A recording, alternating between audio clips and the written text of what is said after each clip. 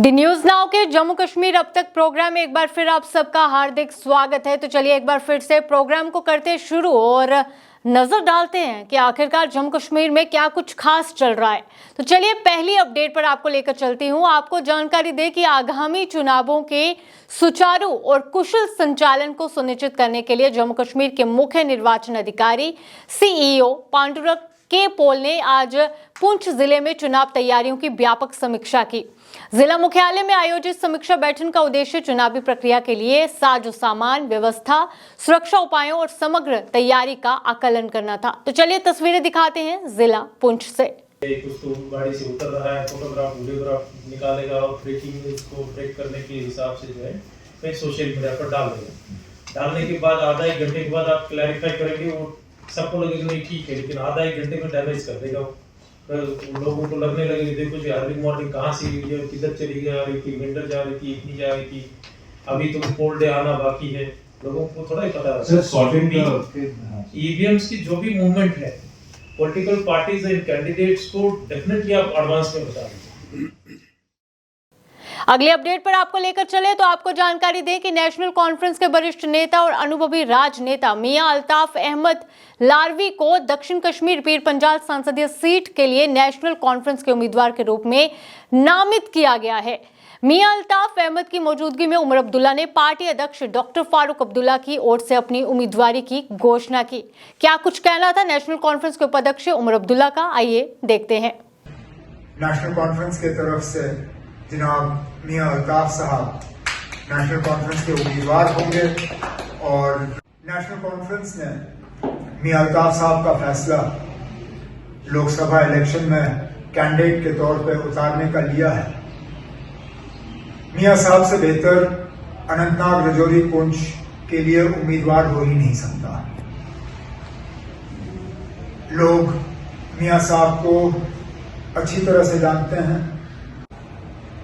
इनका track record, इनका काम करने का तरीका, लोगों को एक साथ जोड़ने का। इन्होंने कभी मजहब, जात, बरादरी इन चीजों के बुनियाद पे वोट नहीं मांगे। हमेशा कोशिश की कि हर किसी को अपने साथ चलाएं।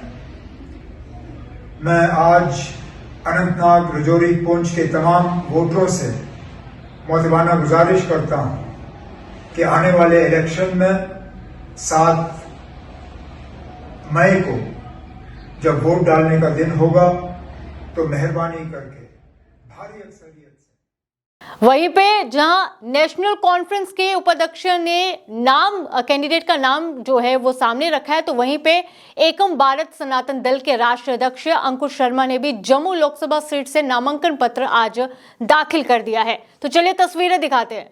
जम्मू संभाग के हित के बारे में बात होगी, कश्मीर के हित के बारे में कोई बात नहीं होगी। कश्मीर को तोड़ने के लिए बात होगी।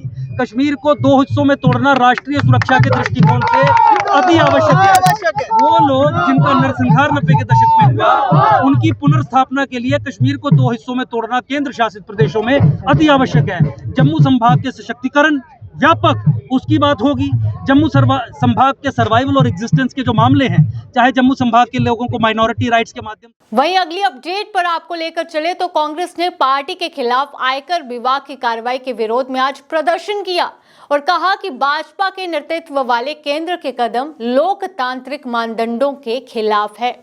वहीं आपको बता दें कि कांग्रेस ने बीते कल कहा था कि उसे इनकम टैक्स डिपार्टमेंट से नए नोटिस मिले हैं, जिसमें असेसमेंट ईयर्स 2014-15 से 2016-17 के लिए 1745 करोड़ रुपए की टैक्स मांग की गई है। वहीं लेटेस्ट नोटिस के साथ टैक्स डिपार्टमेंट ने पार्टी से कुल लगभग 3000 करोड़ रुपए की मांग की है। वहीं शुक्रवार की बात करें तो शुक्रवार को पार्टी ने यह भी कहा था कि उसे विभाग से नोटिस मिला है, जिसमें उसे करीब 1823 करोड़ रुपए का भुगतान करने को कहा गया है।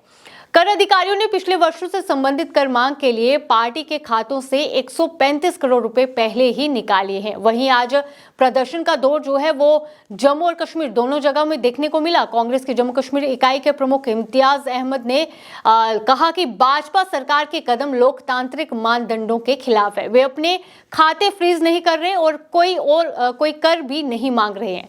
केवल विपक्ष पर अत्याचार किया जा रहा है। ईडी की छापेमारी जो है वो केवल विपक्षी नेताओं के खिलाफ है, जबकि एक भी भाजपा नेता के घर में जो है वो छापा नहीं मारा जा रहा है।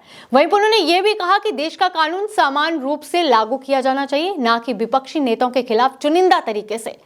वहीं आपको यह भी बता दें कि टैक्स डिपार्टमेंट ने सुप्रीम कोर्ट से आज कहा कि वे लोकसभा चुनाव के मद्देनजर कर मांग नोटिस पर कांग्रेस के खिलाफ कोई दंडात्मक कार्रवाई नहीं करेगा। तो चलिए क्या कुछ कहना था पार्टी कार्यकर्ताओं का, आइए देखते हैं। एक एक बनाया 20-20 करोड़ का, वो खरबों रुपए का हिसाब भी बीजेपी दे। जो 8,500 करोड़ के इलेक्टोरल बॉन्ड बीजेपी ने लिए, उसका इनकम टैक्स कौन भरेगा? या कांग्रेस ने हमारे कार्यकर्ताओं ने पैसा जमा किया था, चंदा जमा किया था, हमारे एमएलए ने चंदा जमा किया था, वो चंदे का पैसा भी बीजेपी सरकार ने सीज करके ट्रांसफर कर दिया। हमें इलेक्शन नहीं लड़ने दे रहे हैं, हमारे कैंडिडेट एक एक रुपए के लिए तरस रहे हैं। ये तानाशाही जो है, इलेक्शन के पहले इस तरह की कार्रवाई देखिए, क्या कहेंगे? पूरी दुनिया में भारत देश आजाद हुआ था और हमारी डेमोक्रेसी का, हमारे लोकतंत्र का डंका पूरे वर्ल्ड में मिसाल दी जाती थी कि हमारी डेमोक्रेसी कैसी है। लेकिन आज इस बीजेपी सरकार ने, जैसे बादशाह पहले होते थे तानाशाह, वैसी ये नरेंद्र मोदी तानाशाह बना है।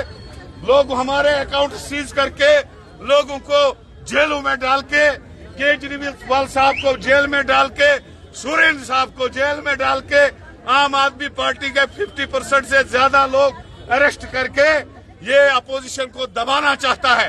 ये चाहता है और ये चाहते हैं कि अपोजिशन इलेक्शन न लड़ पाए। अगली अपडेट पर आपको लेकर चले तो कश्मीर घाटी के जिला अनंतनाग के बिजबिहाड़ा में जम्मू कश्मीर राष्ट्रीय राजमार्ग पर बनाए गए 3.5 किलोमीटर लंबे आपातकालीन रनवे पर आज ट्रायल किया जाना है। वायुसेना की तरफ से इसे लेकर सभी तैयारियां पूरी कर ली गई हैं, साथ ही सुरक्षा के भी पुख्ता इंतजाम किए गए हैं। अधिकारियों ने जानकारी दी कि ट्रायल के लिए बल और सीसीटीवी सहित रडार और अन्य तकनीकी उपकरण स्थापित किए गए हैं। इसके लिए बहुस्तरीय सुरक्षा घेरा बनाया गया है। चरम बाहरी आभरण पर जम्मू कश्मीर, फिर सीआरपीएफ, फिर सेना और अंतिम आंतरिक आभरण पर वायुसेना के गरुड़ कमांडो तैनात किए गए हैं। इसके साथ ही स्वास्थ्य, अग्निशमन सेवा और अन्य विभागों की टीमें भी मौके पर तैनात की गई हैं। सूत्रों के अनुसार ट्रायल रन आज रात के दौरान निर्धारित है। उस समय राष्ट्रीय राजमार्ग पर आने वाले वाहनों को डाइवर्ट किया जाएगा। इस परीक्षण में सुखोई लड़ाकू विमान और हल्के लड़ाकू विमान तेजस के भाग लेने की संभावना भी है। अधिकारियों ने कहा कि ये रनवे भविष्य में युद्ध या फिर प्राकृतिक आपदा की स्थिति में फंसे हुए लोगों के परिवहन और अन्य आपातकालीन जरूरतों को पूरा करने में मदद करेगी। इसका निर्माण कार्य 2020 में 119 करोड़ रुपए की लागत से पूरा किया गया था। इस बीच यातायात विभाग ने एक सलाह जारी की है कि बिजबिहाड़ा के पास हवाई पट्टी खंड की तत्काल मरम्मत और उन्नयन के मद्देनजर आज सुबह 4 बजे से और कल सुबह 7 बजे तक राजमार्ग पर किसी भी भारी मोटर वाहन को अनुमति नहीं दी जाएगी। तो इसी के साथ फिलहाल आज के प्रोग्राम में इतना ही। मुझे दीजिए इजाजत। धन्यवाद।